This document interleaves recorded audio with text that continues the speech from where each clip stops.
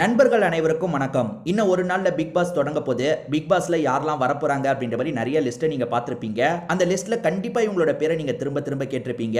இவங்களோட பேரு நேகா அப்படின்றது. இவங்கள பொறுத்தவரைக்கும் பாக்கியலட்சுமி சீரியல்ல இனியான்ற பேர்ல நடிச்சிருப்பாங்க. கண்டிப்பா உங்க எல்லாருக்குமே தெரிஞ்சிருக்கும்னு நெனைக்கிறேன். போன சீசன பொறுத்தவரைக்கும் விஷால்னு ஒருத்தர் வந்தாரு பார்த்தீங்களா? அந்த விஷால் தான் இவங்களோட அண்ணன் ரோல பண்ணியிருப்பாரு. போன வாட்டி விஷால பார்க்கறதுக்காக இவங்க உள்ள வந்திருப்பாங்க. விஷாலுக்கு நெறைய அட்வைஸ்லாம் பண்ணியிருப்பாங்க. இவங்க ரொம்ப மெச்சூரா பேசுறாங்க. வயசு கம்மி தான். ஆனா மெச்சூரா நடந்துக்கிறாங்க அப்படின்ற மாரி நெறைய பேர் அப்பயே இவங்கள பாராட்டுனாங்க. இந்த வாட்டி இவங்க வரப்போறது 95% உறுதியாயிருச்சு.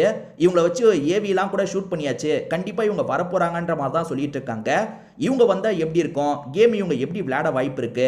அதே மாரி இவங்கள பொறுத்தவரைக்கும் கொஞ்சம் யங்கான வயசு தான். 25 வயசு கூட ஆகலன்னு நெனைக்கிறேன்.